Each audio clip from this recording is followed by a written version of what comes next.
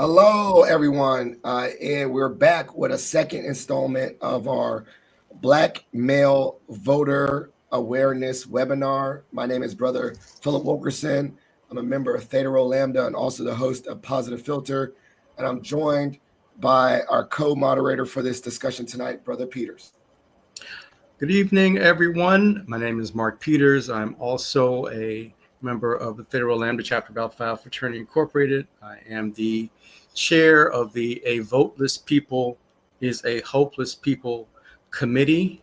And one thing that I wanted to add from the top, a boring correction from our previous webinar, was that it was the National Park Service and not the National Museum of African American History and Culture that briefly removed references to Harriet Tubman from the Underground Railroad webpage. But with that, I would like to move forward in introducing our chapter president. Is he ready? Yes. Yeah. Good evening, everyone. My name is Keith Lang. I'm the president of the Theta Rho Lambda chapter of Phi Alpha Fraternity Incorporated, seated in Arlington and Alexandria, Virginia.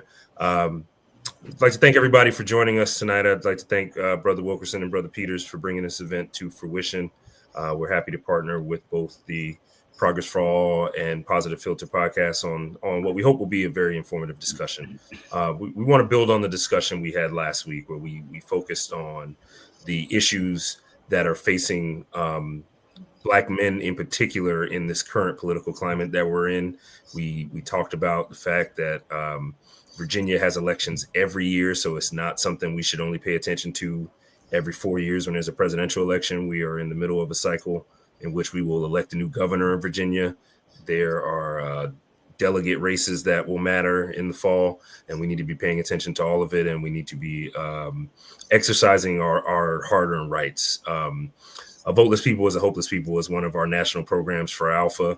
It's one of our most important programs. It's one of the pillars of which we build our service through. So I'm excited about the discussion. We have some exciting guests lined up for you, and we hope everybody enjoys themselves. And you can ask questions in the chat. Our moderators will put those questions to the panelists, and let's have an informative discussion. Excellent. Well, thank you, Brother Lang. Thank you for the support of our chapter, Theta Rho Lambda, and thank you for the support of Alpha in this discussion. And let's not waste any time and get our panel going. So Brother Peters, you want to introduce our special guest and before our moderated panel? Yes, Phil, I would love to. We have a very special guest with us this evening, rather. Representative Robert C. Bobby Scott has served Virginia's 3rd congressional district since 1993, making him the dean of Virginia's congressional delegation. Born April 30th, 1947 in Washington, D.C., and raised in Newport News, Virginia, he is of African-American and Filipino descent. Scott earned his undergraduate degree from Harvard University and a law degree from Boston College. Before his congressional tenure, he practiced law and served in both Virginia House of Delegates and in the Virginia Senate. In Congress, Scott is the ranking member of the House Committee on Education and Workforce. He's been a leading advocate for education reform, labor rights, and criminal justice reform. Notably, he played a pivotal role in the passage of the Fair Sentencing Act, which reduced disparities in drug sentencing laws, and the American Rescue Plan, which provided significant investments in education and worker protections. Scott holds the distinction of being the first African American elected to Congress from the Commonwealth of Virginia since Reconstruction, and the first voting member of Congress with Filipino ancestry. Please welcome to the stage our brother, Bobby Scott. Thank you, Brother Peters, Brother Wilkerson, and Brother Lang. Certainly a pleasure to be here, and I want to thank Theta Rho Lambda for putting this together. This is certainly a very important time, and these discussions, I think, can go a long way in letting people know exactly what's going on. The Voteless People is a Hopeless People is an Alpha program that's been going on for about 100 years. and it's obviously one of our important programs. And so we want to use this opportunity to inform the public about what's going on. And the first thing when you talk about a voteless people is a hopeless people. The first thing to note is how important the vote is measured by the lengths they will go to try to take it away. The Congress just passed, the House just passed legislation. They call it the SAVE Act, which will make voter registration so convoluted that tens of millions of people will probably be disenfranchised because they won't be able to vote. They require you to, quote, prove your citizenship. Well, it's hard enough to register to vote right now, but if you have to prove your citizenship, it means you've got to go get a birth certificate that has your name on it and show up in person to register to vote. That sounds somewhat innocuous unless you're a woman who got married and changed her name. Now all of a sudden your birth certificate doesn't have your name on it. How are you going to register to vote? Well, let me tell you something. The sponsors and supporters of the bill didn't show any concern that these people probably wouldn't be able to register to vote unless they can find some court order or something to show that they are in fact a citizen. They just didn't care. This kind of voter suppression is consistent with a lot of other efforts going on through the years. But they're after our vote, and the only way to protect ourselves is to get out and vote and make sure the right people are elected. There are a lot of things going on in the federal government, and of all the chaos and confusion, there's one theme that's coming through, and that is that they are having the most direct assault on civil rights that we've seen in recent history. They talk about DEI like it's a cuss word. Let's break it down. What they're talking about: diversity. If you're against diversity, what are you for? You must be for segregation. We haven't had people come out campaigning on segregation since the 1960s. And how are you going to be against equity? Well, I'll tell you how you're going to be. There's an old saying that they're obviously proving, and that is, for those who are accustomed to privilege, equality seems like oppression. And so obviously they must be offended by equity and inclusion. If you're against inclusion, you must be in favor of discriminatory exclusion. We haven't had people proudly campaign against civil rights in a long time, and they are so bold and so comfortable with it that it's caught people by surprise. And you see it in the Department of Education. As you mentioned, I'm the lead Democrat on the Education and Workforce Committee. They want to abolish the Department of Education, and they cite test scores. Well, let me tell you something. Test scores are a function of the state and local. State and local do the curriculum. They hire the teachers. They have teacher quality. They say how many years of this or that courses you got to take. They have the college access standards. That's all state. Federal government doesn't have anything to do with the curriculum, but it does have something to do with civil rights. Since the Brown decision, where they said that education is a right which was made available to all on equal terms, they don't believe in that. As a matter of fact, in Trump's first term, he appointed dozens of judges that during their confirmation hearing would not say whether they thought Brown v. Board of Education was properly decided. Like it's like we got to debate segregation in schools all over again. Well, that's what we're dealing with. And the Department of Education, like I said, doesn't have anything to do with education, but it's civil rights. We want to make sure that since you fund it with the real estate tax, that low-income areas have a fair shot. So Title I of the Elementary and Secondary Education Act, money to low-income areas. We make sure they deal with racial achievement gaps, and the law requires them to identify and eliminate racial achievement gaps. English is a second language, so that they're not left behind. And students with disabilities, Individuals with Disabilities Education Act, so to make sure they're not left behind. And higher education, the only thing we don't tell colleges what to teach, but we do have Pell Grants and student loans so people can go to college. It's all civil rights, and they're against civil rights, and that's why they don't see the any constructive purpose in having a Department of Education. They've gone. Let me just mention one other issue, and we've got a lot of other stuff with the panel. The budget. They passed the budget framework, tax cuts for the rich, paid for with cuts in Medicaid, food services like SNAP, or student loan, student lunches, and $330 billion under the jurisdiction of education and workforce, probably access to college programs. We don't know, but they're going to go after $330 billion of it. Even after all those cuts, they increased the deficit. I'm on the budget committee. They set up 11 hours in that committee talking about how bad the deficit is. And then you look up at the document, they increased the deficit. But they give better speeches than Democrats on the budget. But every Republican since Nixon has made the deficit worse for the Democrats that succeeded them than the deficit that they inherited. Every Republican president since Nixon has made the deficit worse and left a worse deficit for their successors. Every Democrat, without exception since Kennedy, has improved the deficit and handed over a better deficit to the Republicans, all without exception. And yet, they give better speeches on the deficit than we do. Look at the numbers. They wrecked the budget. It's not both sides. The problem with the deficit is Democrats haven't cleaned up their mess as quick as they can make it.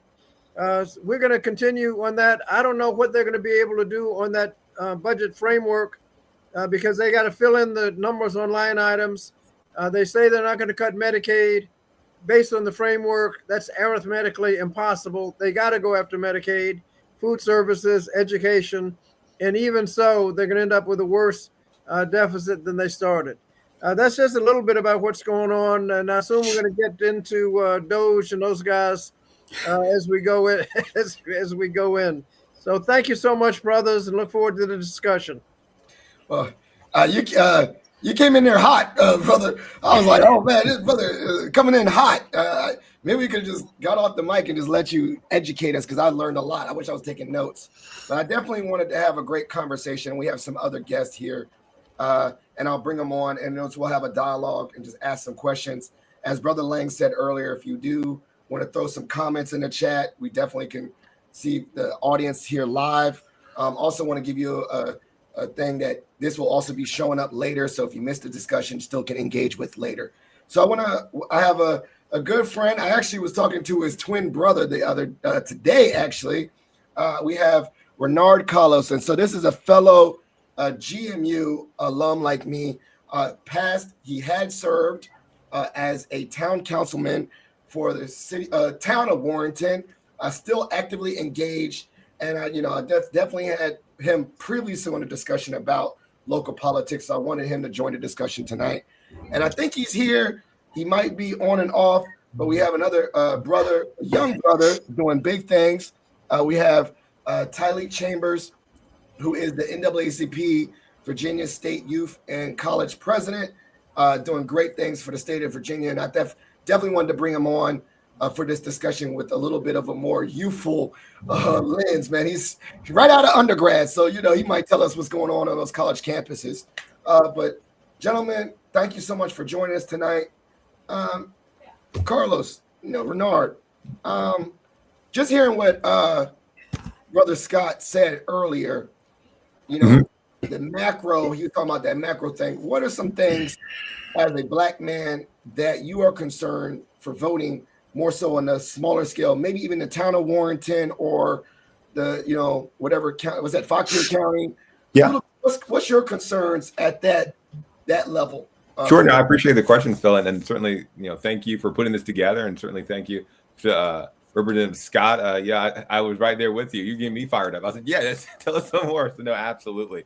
No, Phil, I think one of the biggest things, that sticks out to me that I think is most concerning, it may not even be the lack of access or even some of the hurdles or barriers that I feel like we're seeing folks try and put up. But I think it's even more so just that lack of awareness and the lack of really what we're doing right now.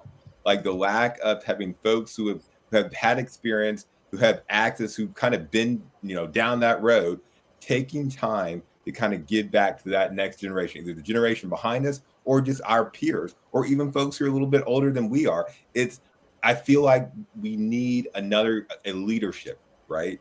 Leaders who are ready to go, fired up, and are willing to kind of roll up their sleeves and do the hard work, like what you're doing right now, putting panels together like this to really get that information out. I think that's one of the biggest challenges. It's not the roadblocks that folks are trying to put out. It is, who I talk about it sometimes, like it's time for folks to get off the bench, right? And like, hey, it's your number. We've ridden the bench long enough.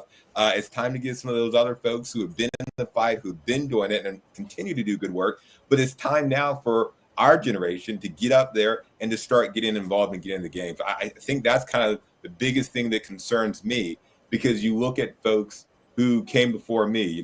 We had some in the town of Warrenton. I think I was the 5th African-American that was elected, right, to the town of Warrenton. I know I was the youngest individual in 2018 when I ran, right? But when you look, that was in 2018. So you're just like, wait, it's 2018 and we have a handful of African minorities who have been elected to office. Like, how is this possible? And it's challenging, I think. And I think sometimes it can be a little intimidating to, get in the ring and kind of to do the door knocking, right? But once you do it a couple of times, it's not as intimidating as you think it's going to be, right? So I think, again, just finding time to bring folks together like you're doing right now is the biggest challenge, or the lack of that happening is one of my biggest concerns. Thank you. And, I had to get our young brother here, Brother Chambers. I asked regionally what are some of his concerns as a black male at Warrenton, but I also want to ask you, Brother Chambers, what are some concerns as a not a millennial? What's the one after millennial? The young people. I don't know what they call it. Gen Z. I Gen think Z, whatever you are, now. the babies of the group. What are some issues, particularly in Virginia, that are concerns to you and your peers? And I know you can't be the voice of every young black male, but just some of your peers and those things. Absolutely. I think, speaking from a Gen Z perspective, I think one of our biggest concerns that we continue to centralize in a lot of our mobilizations when it comes to the Virginia State Conference for the NAACP is the just attack brutally on education and access, right? I think that's something that we are experiencing currently throughout many of our college campuses in this current time frame that we are existing in. Simply our public institutions having that fear that, we're not able to be safe in our own institutions that, we pay tuition to be at. So I think, from a, voting perspective, right, when it comes to a lot of this legislation and engagement that, Representative Brother Scott had mentioned, right, about the things that are going on a national level, on a federal level, and even state, like throughout the Commonwealth, right? I think us as Gen Z, and specifically us within the college age and even post, right, we experience major attacks and energies in that specific sphere. And that's a really huge driving point for a lot of our initiatives to mobilize our youth when it comes to exercising their right to vote. So that way we're able to combat against a lot of those genuine attacks. But I would say education and then the access is really, really high on a lot of Gen Z's lists. Brother Scott, I want to again thank you, and I want to thank all of the panelists for joining us this evening. I had a question for you. Now, something that I was listening to prior to this evening's event was Roland Martin Unfiltered, and he had a segment where he was talking about how ICE is just snatching up folks left and right, whether they are documented or not. Whether they are here legally or they are attempting to, get in line and become legal and come out of the shadows and actually have a documented legal status. They are getting grabbed right as they're about to enter the courthouse in certain instances, or that they have a lawyer who is, let's say, there to represent them. And instead of waiting for the lawyer to show up, ICE is saying, no, we're going to grab you right away. And that one of the things that was mentioned, you talked about the issue of education and how they are trying to shut down the Department of Education, and they are trying to change what the curriculum is if to take the contribution of African Americans out of education, snatch that away. But similarly, they want to move towards getting undocumented people from other countries that aren't part of Central or South America. Let's say, there's been lots of mention of Haiti. How soon is it before, in your opinion, they start to go after Black folks, since we're trying to talk about how to motivate Black men to get off the couch? How soon is it before they start to go after those who are deemed the political enemies of this administration? And that should not be a partisan issue, as we mentioned before, where even someone like Liz Cheney would be someone they would go after and snatch up. There's a psychological term called projection, and that is, if you have a fault, what you can do is you accuse your opponent of it, and you project your problems onto him. The first major example of that was swift boating, when you had a decorated war veteran, John Kerry, and George W. Bush, whose military service, let's just say, left a lot to be desired. So they went after Kerry's war record and attacked him. So they accused Biden of weaponizing the Department of Justice. Biden wouldn't talk to the Attorney General, wouldn't tell him anything. The Attorney General, do your job, without fear or favor. Trump is up there telling the Attorney General who to go after, when to go after him, how to punish him, naming people and naming law firms and executive orders, going after Harvard, and then directing the Internal Revenue Service to go after their tax status, nonprofit tax status. I mean, what in the world? And this is so far out of bounds and so frightening that you have to look at how they are treating. First of all, you always have to remember that. I don't remember exactly how it went, but it's something like when they came after the socialists, I didn't complain because I wasn't a socialist. When they came after the union members, I didn't complain because I wasn't a union member. When they came after the Jews, I didn't complain because I wasn't Jewish. And when they came after me, there was nobody left to complain. Well, if we don't start saying something when they go after people who may or may not be documented, no telling what's going to be next. Now, the one case is in the news, the guy, I think from Maryland, who they say they picked up by mistake, and now he's in El Salvador prison. They say, I can't get him back, my bad, but too late. Really? What process did you have after you picked him up? And when they say due process, they're not talking about a whole lot. Was he told the charges, and did he have a reasonable opportunity to respond?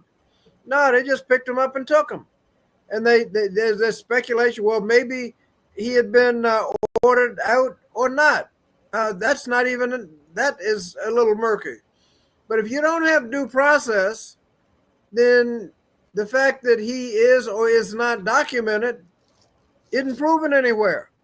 And if they grabbed a citizen off the street, somebody they don't like, grabbed him off the street, if he is not given the opportunity on the record to respond, they just take him and send him to El Salvador. And well, my bad. Maybe he shouldn't have gone. I don't know, but we can't get him back.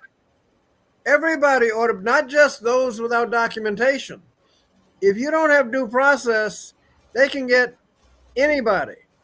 And that's why if you have discrimination against transgender people, People say, well, I don't care about them. Well, you ought to care, because once they finish discriminating against them, they're going after another group, and they're not going to stop until they get to you. And if there's no due process, there's no rhyme or reason for it, that ought to just scare people about what their rights are. These guys pick people off the street, and if you don't think he's going to slow down, the last thing he said is, "I think I'm going to do this to citizens." Well, people said, "Well, when you're jailed, you be jailed here, or maybe you'll be jailed in El Salvador after your trial." Let me tell you something. I didn't hear Trump say trial. I just said he declared them to be criminals. I didn't hear him say trial. Did you hear him say trial? So he declares you to be a criminal because you got some tattoo, pick you up, take you away, and no opportunity to be heard, no due process. That really ought to scare people.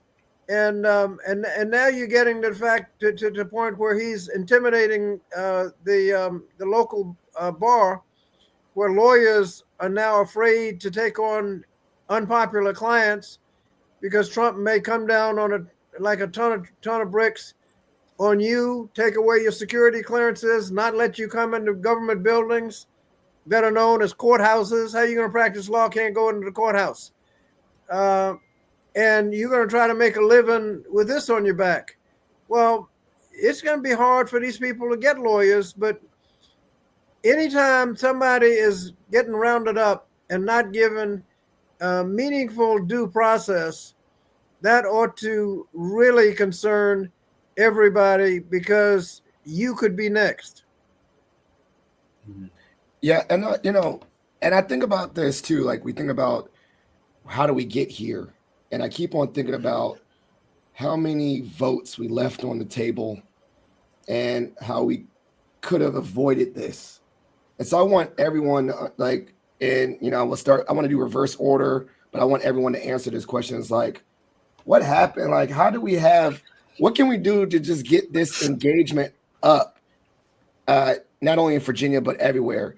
And because this was, when you think about the the election with Obama to Biden to Kamala, there was way more votes, So how do we get here? So, Renard, what can we do to voting wise? And then I want Brother Chambers to say it, and Brother Scott to go. But like, how do we get here voting wise?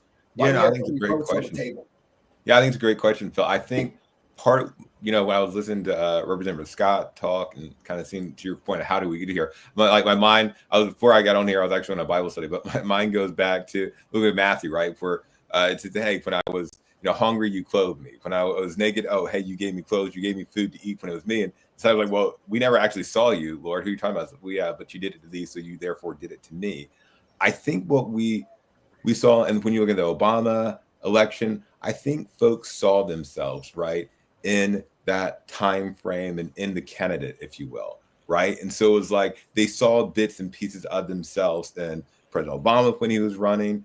And I think that really engaged people. And I think they saw more, this what the stakes were and what that election would mean for them moving forward and for generations, moving past there. I think, we have an opportunity to, how do we re-engage people? We got to make it personal. They've got to see, like, as Representative Scott was saying, hey, you hear about the guy in Maryland who got scooped up, and it's distant, right? And you're like, yeah, but that happened to them, so I'm fine here. But then when it's next door to you, then it's next door, and then before you know it, it's you, right? And now you're sitting in the cell figuring out, like, how did I get here, right? I wish I had said something. And I think that's the sense of urgency that we've got to kind of convey to people. When I ran for mayor, I lost by 11 votes. That'd be the 11 votes at the end of the day. And it's like, we didn't have a whole bunch of money, but what we would do is, like, we would take photos of somebody holding my campaign sign, and I'd stand next to them, right? But it helped people see themselves, like, running, or see themselves like, oh, I know this guy. Yeah, so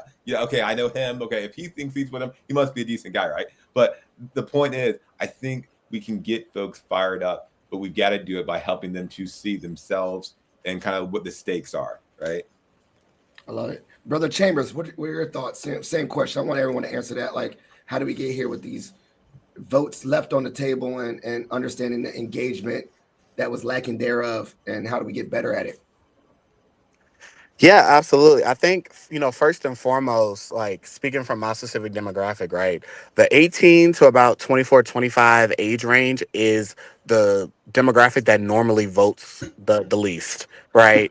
Overall. So I think first and foremost for us, right, it's tackling that specific engagement when it comes to informing folks of the value of their vote. And a lot of our work within the state conference, within youth and college, is the empowerment of the impact that our votes can have. Because I think Mr. Carlos and then also Brother Scott has spoke to this, right? It's like folks sometimes don't see the full picture, right? Because we're focusing so much on the federal end or the presidential races or those kind of big time races, not understanding that all of this feeds into, your local government, your state government, right? So, a lot of the stuff that we have to do is doing the work to consistently reevaluate and allow folks the space to unlearn a lot of these prejudicial like understandings of the fact that as a young person my vote doesn't have impact and my vote doesn't matter, right? And to Mr. Carlos's point, right, 11 votes, right, could have definitely came from the 18 to 24 age range, right? So it's like we have that power to make a drastic impact as to what the turnout for many of these local and state elections are. And so our work is engaging with our youth to make sure that they have a full understanding on the state, local, and national level, and empowering them that if you have issues that you want to fight for or changes within your communities that you want to see, right, the ballot box is normally the first step, right, in exercising that. And then, yeah, brother Scott, what are your thoughts on that? Those leftover votes and voter engagement as a trend, and from these past elections. Well, part of it is was the campaign. I mean, you had an administration that Kamala Harris was going to continue, that had record number of jobs, saved people's pensions, put more money into K through 12 education than anybody in the history of the United States, biggest increase in Pell Grants, transportation bill, climate change investments, improved health care, more people covered, reduced health care premiums, limited drug costs, put money in people's pockets to deal with inflation. With the Republicans are complaining about inflation. The American Rescue Plan Act put money in people's pockets. And at the end of the year, the credit card delinquencies were lowest in 30 years, and we cut child poverty in half. Those were the issues, but what were people talking about? The 5 transgender athletes in the NCAA, and how old was Biden? Okay, nothing about the issues, and we just let the conversation get diverted into absurdities. Nobody was talking about the record number of jobs that Biden created. Trump set the record for the worst jobs in about 100 years. Biden improved the deficit. Trump made it worse. I mean, healthcare. Trump didn't do anything for healthcare. I mean, everything. We had everything going for us, but only thing anybody talked about was transgender and how old and senile Biden was, and that was the campaign. I mean, so we let ourselves get diverted. And people weren't talking about the issues of importance, and Kamala almost won anyway. It was the thinnest margin. It was very close. Yeah. It's the thinnest margin, I think, on record. It just okay. Trump won all the swing states, but none of them by more than 1%. So that's how we got here, and people have to recognize that if you're interested in jobs, one had the best, one had the worst. You got to focus on the important issues, and we let ourselves get diverted, and we're paying for it. I mean, it's if you look at the stuff going on today, people are actually afraid of what the man. Why are people afraid to walk out of their house? Colleges afraid to speak out. When did colleges start being afraid to say what they thought, what they think? I mean, college students, I mean, my God, that's where people, that's where we count on people speaking out on college campuses, and they're afraid to let people say what they think. We got diverted, and we're paying for it. I want to do a reverse. I definitely want to get opportunity to talk, but I also want to go back to that question about diversion. Do you think that this is a wake up call to bring us back? Because like, I'm not gonna say I wasn't diverted. I was like, I knew all these positive things. I wasn't, invoked by the rhetoric, the fear mongering, and all that. But obviously, the general masses was. Do you think that enough of the masses are not revert? I like that idea because I do feel like certain times sound bites and fear was trumping logic and actual evidence, right? That was a play on words. No pun intended. Yeah, but one thing we need to do is strengthen our organizations, NAACP being one, to make sure that the organizations that we rely on are as strong as possible. Everybody says, "Oh, the NAACP is too weak." Well, do you belong? No, because it's too weak. What? It's too weak because you don't belong. You got to get in there. We got to make sure everybody is in there, making sure it's strong, and you can't be diverted. One thing some are good at is saying one thing, and you get to thinking, well, that must be how it is. Musk is going around saying that he is reducing fraud and waste. But then you see the first thing he does, fires inspectors general. Then the next thing he did to fight fraud is to sabotage the Consumer Finance Protection Bureau, which protects consumers from fraud. And if that's not there, I mean, consumers are they don't have much power, because if they're defrauded, for a little bit of money. And if you defrauded, say, for $10 or $25, you're not going to pay a lawyer $1,000 retainer in order to take your $25 case. You're just ripped off. And so getting rid of that means that all these corporations that want to rip people off are now enabled to do it. We know that Musk and his companies are under investigation in the Department of Labor by at least OSHA and NLRB and probably some others. And questions have now been raised about what he's doing in their computer system. What did he access? And I'd asked before, hadn't gotten any answers.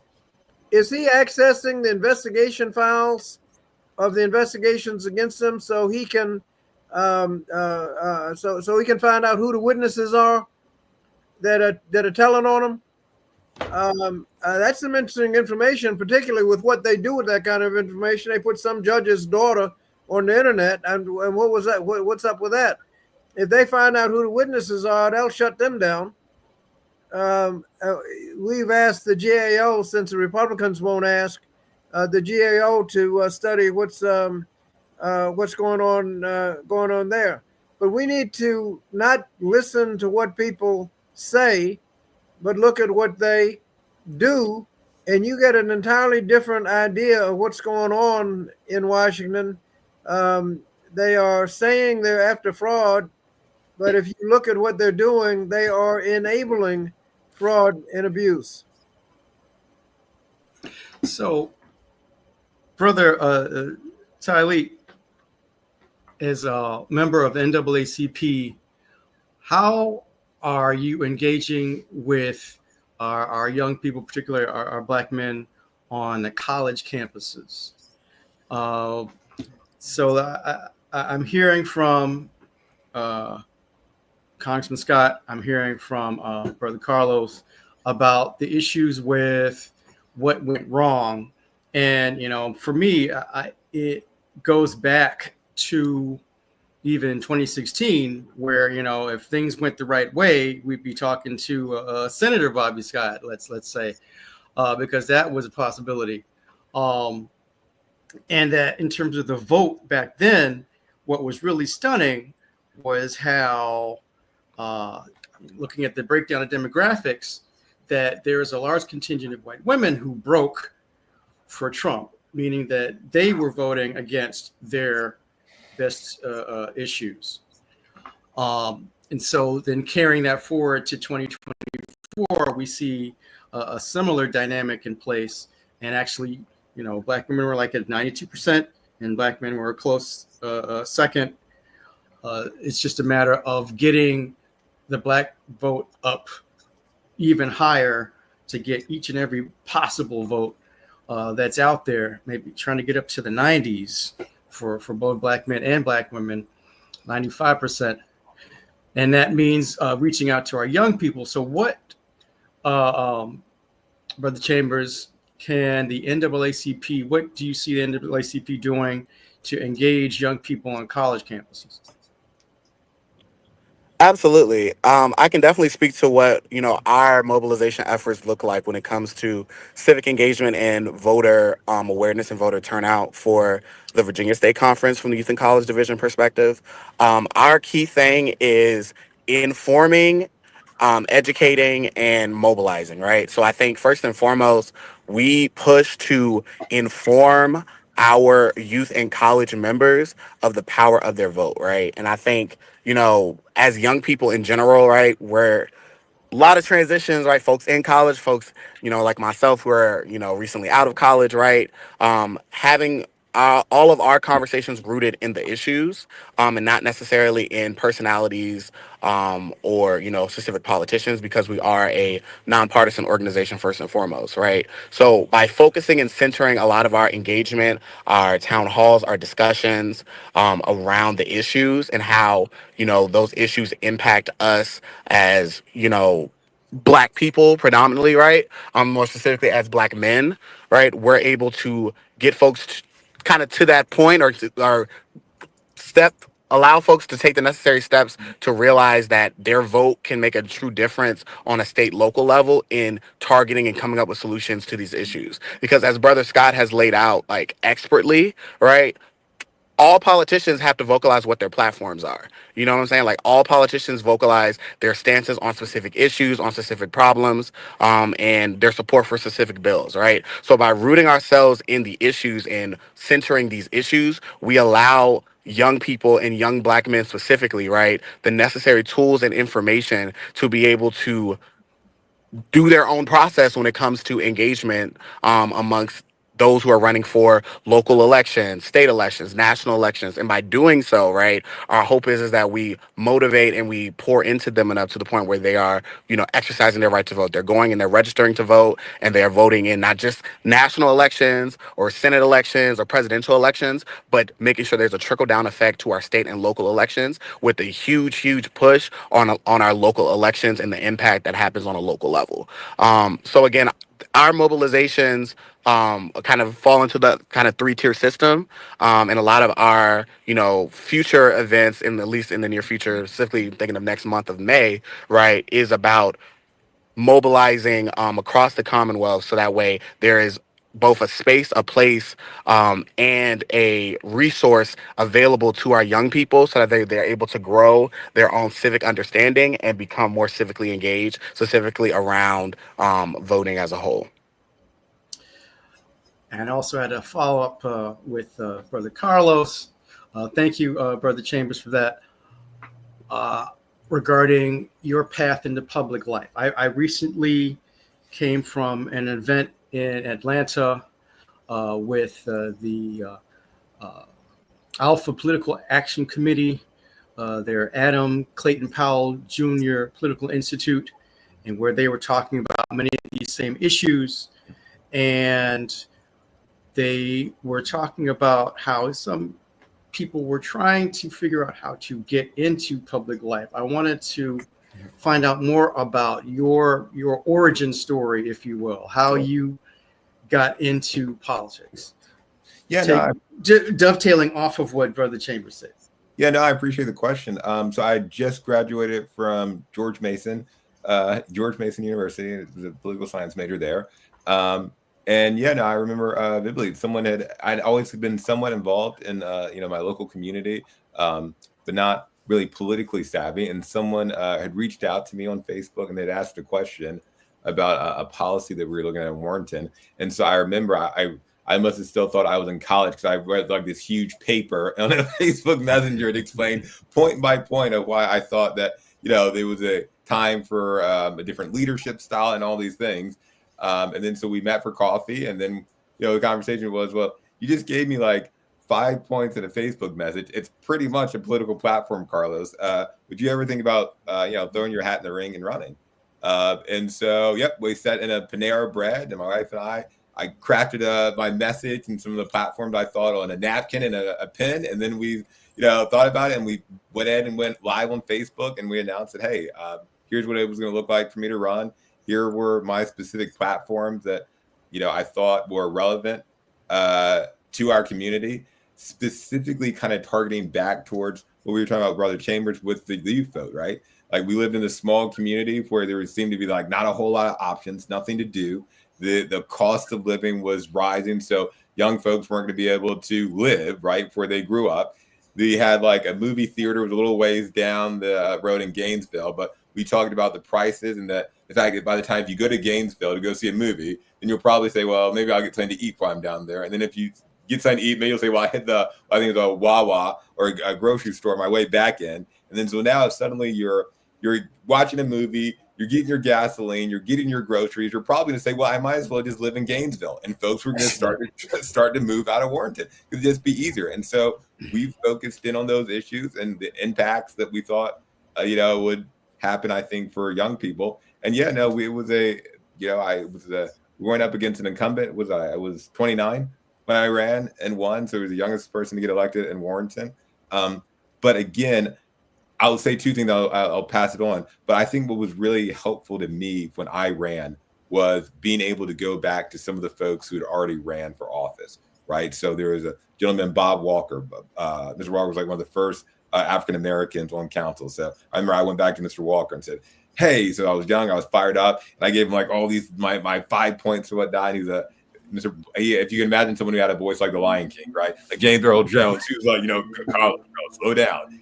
Here's what you need to do. And so he kind of helped pace me a little bit, but I was able to kind of go back to him and to other local leaders. I was in the Faulkner County NAACP. One of the biggest moments for me where I was kind of like, all right, maybe I can do this. And maybe, my voice mattered. And there was another generation who was saying, yeah, man, I've taken a run. I remember we had this issue that came up, and Mr. Walker was like, Carlos, what do you think about this?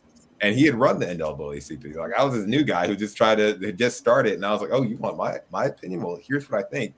So I said all that to say is making sure that, again, we're kind of pouring back into that next generation to say, hey, this is what it looks like. It may seem scary. It's not. You need 125 signatures, knock on the doors, helping folks craft platforms. But then also, I think it's really important for us to figure out, if not me, then who, right? There are new generations of leaders out here that I think need to be inspired and need to be encouraged. And if it's not Renard, then okay, Renard's going to work as hard as he can to get the next guy in, right? To figure out how do we, make him successful and how do we do that. So that was kind of, I hope, a long way around it. That's kind of how I got involved in public office. Yeah, I think that was a big, because I want to ask this question off of that. Brother Scott, you see two young people, and I think the veil is sometimes lifted about the scary part of getting involved beyond, I can vote, right? But like getting really civically involved and running for office and leadership and all that.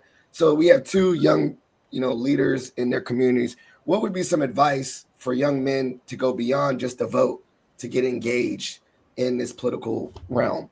Let me ask Carlos a question. Mr. Carlos, a question first. How many votes did you get to become mayor? Oh, so I lost my mayor's race. So I think I got just over 1,000. I got 900, I think, in 98 when I wanted to be at large. And then I think I did 2,000, a little over 2,000 when I lost my last race to be mayor. So I lost by 11 to run for mayor. About 2,000. Yes, sir. Okay. First, in terms of what you can do, my path was activity in the NAACP, and I mentioned that organization because the structure is such that about anything you are interested in getting done, they have a committee for that subject. They have a housing committee. They have an education committee. They have a healthcare committee. They have a voter registration committee. Whatever you want to do. So if you want to be active in education policy, join the NAACP, get on the education committee, and regretfully, in most NAACP branches, you're going to be the chairman of the committee in 2 weeks. But This is correct. Get active. And when you go to the city council, to the school board meeting, you can go as, here I am, this is my idea. And they say, thank you, turn the page, next speaker. Or you can say, on behalf of the local NAACP, this is our position. And their reaction will be, oh my God, if we don't do it, we're going to get sued. It is a different reception for your message when you have the backing of the NAACP. And just get active in that. That gets you a foothold in about every issue that comes before the committee. But we heard the kinds of numbers you can get elected to council and mayor, and that points to the importance of the college vote. I mean, half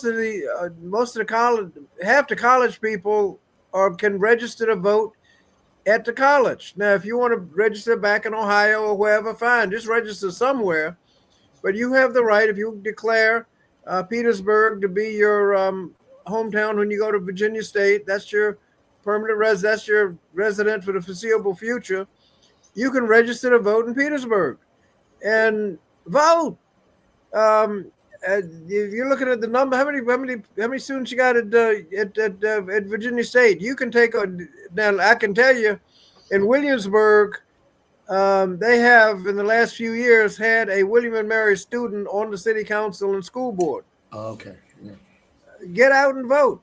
And some of these House of Delegates races, I can assure you that in the November election, there will be several House of Delegates elections decided by 100 votes or less, maybe a couple hundred votes, where a precinct full of college students could have swung the election. A bunch of seats, and one or two seats can make the difference. Brother Fagans in Virginia Beach, Michael Fagans was the last election to be decided. That's by about 100 votes, and that one vote made the House of Delegates 51-49. So all the stuff they've been able to do in the last session, all the bills they've been able to pass, was based on his election. And you look at things like when we had, I think when the House of Delegates repealed the death penalty, they only had about 51 delegates. Increased the minimum wage, enhanced health care, improved voter registration. They were dealing with about 51, maybe 52 delegates, 21, 19 and 21, 22 to 18 and 19 in the Senate. These are going to be very close elections. So the idea that people, the students voting can certainly make a difference, not only in one or two House of Delegates races or three or four, but can swing the entire majority one way or the other. And with that majority, you have the power to pass things. The Democrats picked up 15 seats in one election, and in the next General Assembly session, they expanded Medicaid. Didn't quite have a majority. You got to 49, but I think a bunch of Republicans said they didn't want to be next. So they decided that they're going to do some health care, since if you did the arithmetic, it really didn't cost the state anything. The federal government's paying 90%. And you could, I mean, there are policy-wise huge differences in the outcome of one or two or three House of Delegates elections. And so we don't want to lose them because students slept through the election. Now, I know Hampton University this year will have a precinct right on campus. Yeah, we have a precinct right at George Mason. And so I really speak to it. And we had Anthony Amos. He was in the chat. He's on the City of Fairfax Council. But I think one council member was a college student. So the youth being attached to those, they should be on those seats, as you said, Brother Scott. And so the policy made by the city can include the input of young, active, intelligent members because the students voted, and you don't want to miss that opportunity. I think we got a few minutes, but one question I have to you, I loved hearing Renard's origin story. I want to hear briefly, like, what was your like dabble in your first involvement in the political realm? How did you get involved? Like, how did this happen? It was easy. I was president of the local NAACP. I had gotten organized a group to bring legal aid, federal legal aid to the community, and I was active in a couple other organizations. And it just occurred to me that every time you tried to do something, you had to hand it over to the politicians, and if they don't have any interest, nothing, all that was wasted time. I didn't know at the time that if you're 29 years old, you're not supposed to be running for the House of Delegates. And I was running against 3 incumbents who had been in an at-large situation. One had been there 30 years, the other 2 had been there a decade, and nobody told me that I couldn't, that I wasn't supposed to win. I didn't get that message, so I just ran. And unburdened with the knowledge that I'm not supposed to win, I won. Okay, once you're in the House of Delegates, to move to the state Senate, my state senator got elected to Congress, so there was a vacancy. So that was kind of a natural progression. And then in 92, the state decided to comply with the Voting Rights Act, and we had a district that was really favorable. And I was the senior African-American in the district, and clearly one with the best legislative record. So that was a natural progression. And I've been blessed with a lot of good support, which has made it possible for me to stay. But it started with NAACP, and every time you turn around and have a problem, there is a committee on the NAACP to deal with it. That's awesome. Well, we got about 3 minutes. I don't know. I want to respect your time. You're a busy man. It's also late. But, we got 3. Is there any? I guess I would say, Renard, any final comments, and then I think, Brother Scott, you can close us out too. But Brother Renard, any last comments that you want to share? Sure. No, like I said, thank you for putting this together. I think this is a big part of how we're going to do better in election is sharing the knowledge and kind of tearing down some of the walls of it being a big scary thing or my voice doesn't count. I think one thing for my parting thoughts is, as African American men, I think so many times politicians are telling us like, hey, this is what you need. This is what you need. So you vote for me for this reason. And I think if we've got to flip that kind of on its head and be like, hey, this is what we want. And getting back into the African-American culture as men and saying, hey, what is it that we need? And then putting that back to those who are in elected office to actually get those things done. But this whole conversation has been great. I appreciate it. So thank you, Phil, for inviting me. Thank you so much. And then, Brother Scott, any parting words? Well, yeah, we've got an election coming up this year. The nation will be looking at Virginia to see what happens. The governor, lieutenant governor, attorney general, House of Delegates. We have a nominee for governor, so that's set. The primaries for lieutenant governor and attorney general, you have African American candidates who are. I mean, I don't think anybody's really favored at this point. The campaigns are just starting, so there's no front runner on any of those races. But African American candidates are clearly competitive in both the attorney general and lieutenant governor. Now, let me just mention one other race that's going on in most communities, and that's campaigns for the Commonwealth's attorney. We've had trouble trying to get the George Floyd Justice and Policing Act, and I try to tell people, look, you can do more in your community on police reform and criminal justice reform by electing a Commonwealth's attorney with the right positions than anything I can do for you in Washington. And it's not going to pass the Senate, pass the filibuster anyway. So don't hold your breath on George Floyd Justice and Policing Act.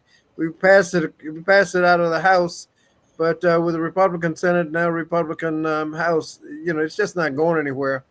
But if you elect a Commonwealth's attorney that will not impose mandatory minimums on people and have absurd 20-year sentences over some lightweight crimes, that will, when the question of whether the police ought to be held accountable for misconduct, that's the question the Commonwealth's attorney will deal with. You want somebody in there where you can trust their judgment, and you'll have either they prosecute them or not, but you can have confidence in their decision.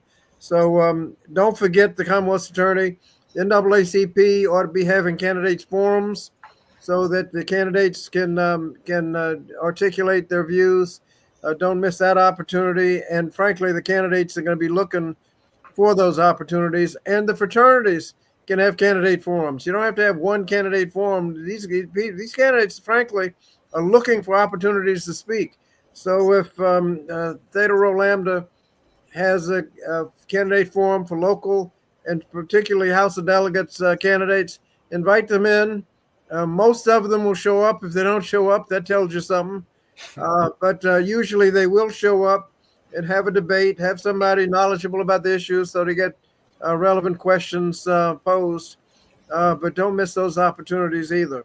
But we have an opportunity to participate, and there's no question that the African-American vote can be dispositive, particularly since there are going to be a lot of close elections.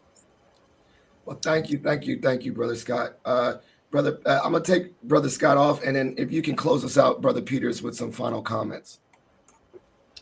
Yes, thanks to all of our guests, Brother Chambers, Brother Carlos, and Brother Scott, for imparting their words of wisdom about how to engage our Black men in this process, particularly younger demographics, and how to not only get them to vote, but to get them even further civically engaged and participating in the process as incumbents. That this is part of what we want to do as the voter education mission for Progress for All, 501c3 organization that I have created in partnership with Positive Philter and with Theta Rho Lambda chapter of Phi Alpha Fraternity Incorporated. We would like to thank all of you for joining us here tonight, and to stay tuned because we plan to have another one of these Black male voter awareness webinars further down the road as we get closer to Election Day in November. So stay tuned for more positive progress with TRL as well. Take care. Thanks, everybody. 06. 06.